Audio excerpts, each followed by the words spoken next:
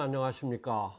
저는 퍼스널라이즈드 푸드 컨설턴트. 우리나라에서는 그 영어로 쓰질 않아서 그런데 사람들을 1대1로 상담하여 그 사람의 건강에 맞춰서 영양과 음식을 상담해주는 전문가입니다. 오늘은 첫 시간으로 유전체가 원하는 음식 또는 유전체가 원하는 영양소에 대한 건강법에 대해서 여러분들하고 얘기를 나눌 수 있도록 하겠습니다. 아주 오래전 사진입니다만 이분들은 보기에는 아닌 것 같아도 일란성 쌍둥이입니다. 일란성 쌍둥이. 일란성 쌍둥이는 유전자가 똑같아서 얼굴도 똑같고 뭐 그래야 돼 정상이죠. 그러나 이분들이 여러 상황에 의해서 한 자리에서 자랄 수가 없어서 태어나자마자 입양을 떨어져서 입양을 가서 살았던 분들입니다. 약 40년이 지난 후에 이분들을 다시 만났을 때 이분들이 우리가 생각했던 것처럼 똑같은 상황에서 자란 게 아니어서 상당히 많은 차이가 있는 그 결과론적인 사진입니다. 후성유전학에서도 많이 쓰는 사진인데요. 사람이 똑같은 유전자를 가지고 태어나도 자라는 환경, 먹는 환경, 수면, 호흡, 뭐 주변의 많은 그런 상황들에 따라서 얼마든지 달라질 수 있다. 나중에 만났을 때 두 사람 중에 한 분인 언니는 이미 알츠하이머에 걸려 있기도 했었습니다.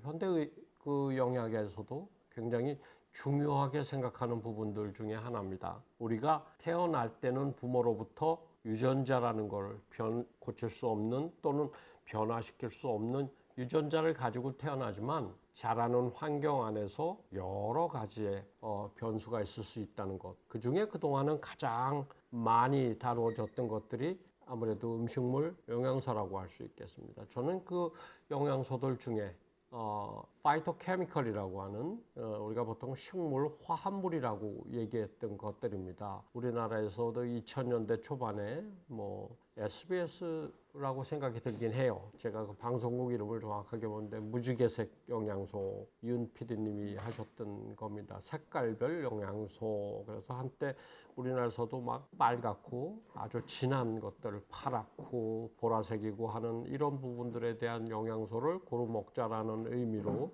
여러 유행을 했던 적이 있었습니다. 우리의 그 몸은 자연 음식물 안에 있는 여러 가지 영양소를 가지고 이제 그 세포를 중심으로 이제 성장을 하고 있게 되고 활동을 하게 되는데 특별히 자연 음식물 중에 우리가 잘 알고 있는 당질, 지방질, 지질이죠. 그 다음에 단백질 같은 것들과 비타민, 미네랄 같은 것들이 그동안 주로 다루던 영양소였습니다만은 저는 2000년대부터 파이토케미컬이라는 거를 공부해서 그 파이토케미컬에 들어있는 여러 가지 특징 또는 성분을 가지고 음식물을 유지해서 따지고 보면 우리의 오랜 조상인 구석기, 신석기 뭐 이런 아주 오랜 조상들이 그 건강을 유지하는 데 필요한 게 거의 다 자연 음식물이었거든요.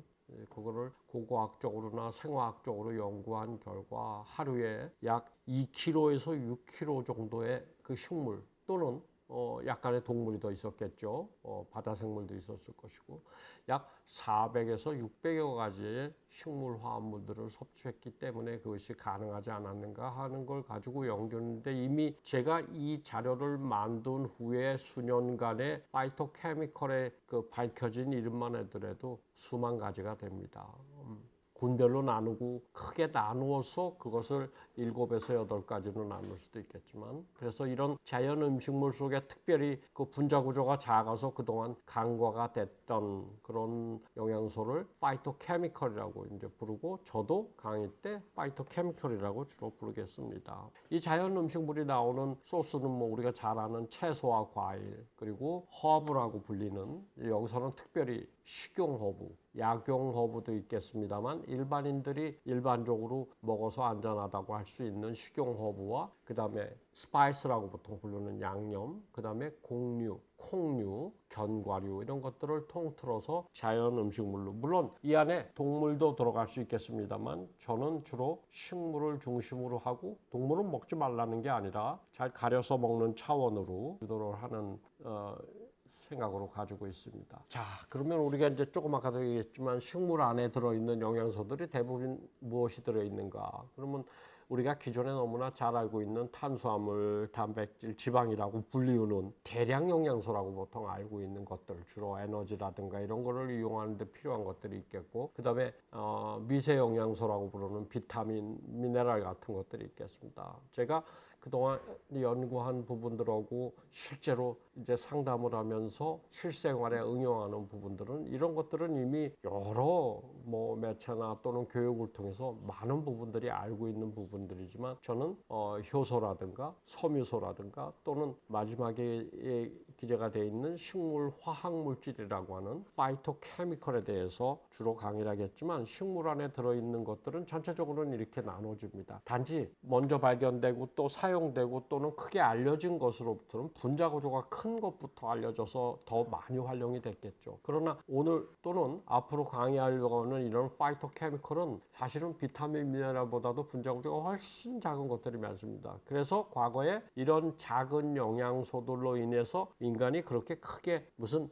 영향이 있겠냐라고 생각해서 아마 19세기, 20세기에 영양제 또는 우리가 얘기하는 건강기능식품들이 개발이 될 때 약간 밀려난 감이 없지 않을까. 그래서 사실은 이 파이토케미컬 같은 경우는 본격적으로 연구가 되기 시작한 것도 제가 알기로는 1980년대 후반은 돼서 1920년대에 이미 파이토케미컬에 대한 발표나 학계의 그건 있었습니다만 본격적으로 연구가 된 게 1980년대 이후고 결국은 이것을 상품화라든가 연구에 그 불씨를 준 거는 유전자 지도가 해독이 되면서 또는 여러 가지 학문들이 융합에 이르면서 일어난 것이라고 보여집니다. 그래서 2000년대 이후에 본격적으로 연구된 이 파이토케미컬은 지금도 가장 핫하게 연구가 되고 있는 분야라고 생각이 들고 특별히 생화학적인 연구로 인해서 약학이라든가 특히 항암제 연구라든가 이런 데 가장 많이 연구가 되고 있는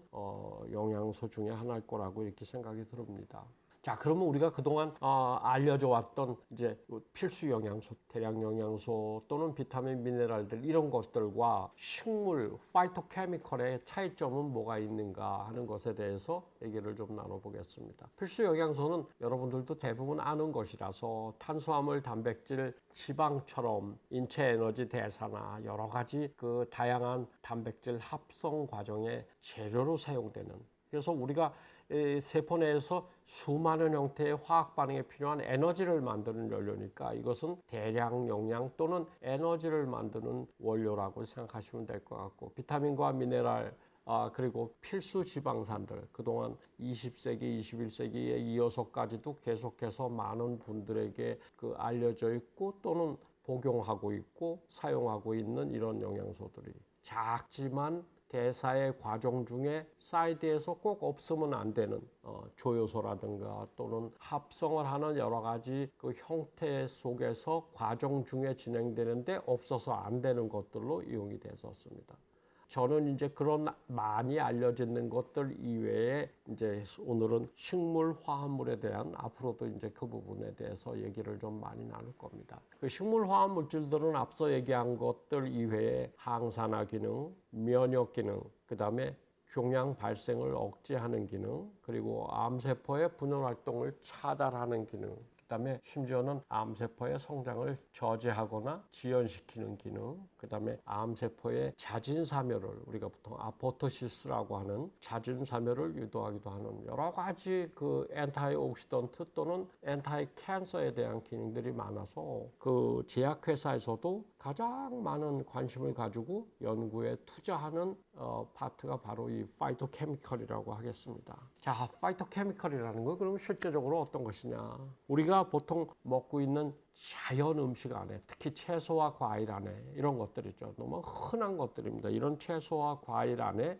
식물들이 자신이 자라면서 수백만 년, 심지어는 뭐 수천만 년도 됐어요. 지구상에 생물이 생기기 시작해서 특히 식물이 생기기 시작해서 자라는 과정 중에 자신의 성장과 그 다음에 종자의 번식을 위해서 아주 오랫동안 진화하면서 만들어낸 물질이라고 할 수 있겠습니다. 이것이 그 성장을 하거나 종자 번식을 하기 위해서 필요한 여러 가지들이 있겠지만 기후라든가 병충해, 동물의 공격 이런 것들로 인해서 자기를 보호하는 그 물질들이 내 토양 속에 있는 그 여러 가지 성분들과 함께 만들어낸 작품이라고 볼 수 있거든요. 경우에 따라서 이 안에 들어있는 여러 가지 그런 성분들은 자칫 분리해서 농축을 하거나 이랬을 때 독소가 되기도 하고, 그리고 그 식물 자체가 먹으면 독소가 들어있는 채소가 되기도 하죠. 그래서 우리가 과거에 그 산에 가서 야생이나 이런 데 가서 너무 얼룩덜룩한 색깔이나 이런 게 있는 버섯 같은 거 주의하라고 학교 다닐 때 많이 교육을 받았습니다. 그래서 21세기 지금 파이토케미컬을 연구하는 생화학이라든가 이런 부분에서는 전문가들이 연구를 해서 그런 성분들을 분리해서 양을 조절하기도 하지만, 저는 주로 음식 건강을 이제 상담하는 사람으로서 식용식물 안에서 우리가 이미 약용식물과 식용식물 또는 허브 앤 스파이스 같은 걸로 이게 구분을 해놓고 있는 것에서 보통 사람들이 누구나 다 시장이라든가 마켓에 가면 살 수 있는 이런 채소와 과일 중에서 어떤 양리장롱을 하고 있고 그것을 어떻게 먹으면 좋은가를 중심으로 하기 때문에, 특별히 이 식물 속에 들어있는 파이토케미컬 중에서 가끔 식용식물임에도 불구하고 인터넷의 발달로 인해서 그 안에 있는 여러 정보 중에 약간씩의 문제가 되는 것들은 여러분들한테 얘기를 미리 제가 좀 나눠주는 게, 예를 들어서 뭐 간이 안 좋은 사람이 어떤 식물이 좋대더라, 그 식물을 제가 특별히 먹었다 여기서 얘기할 수는 없겠습니다. 그러나 그런 것들을 자칫 잘못 집중적으로 먹게 되면 이미 간이 안 좋아 있는 사람에게 있어서 그 집중적으로 먹는 영양소가 독소로 작용할 수 있거든요. 그러면 더 병이 날 수도 있겠죠. 그래서 병원이나 이런 항암 치료를 하는 의사 또는 그 전문가들의 그 가이드를 잘 받아들여야 되는 이유가, 지금 사람들의 무엇이 어떤 채소와 과일의 영양이 좋다 나쁘다의 문제가 아니라 사람의 지금 현재 자기의 현재 상태가 정말 중요합니다. 내가 그 영양소를 받아들여서 시너지를 낼 수 있는 몸인지, 그 영양소가 나한테 독소가 되는 것인지, 이런 부분에 대해서 충분히 알고 지내야 될 것 같습니다.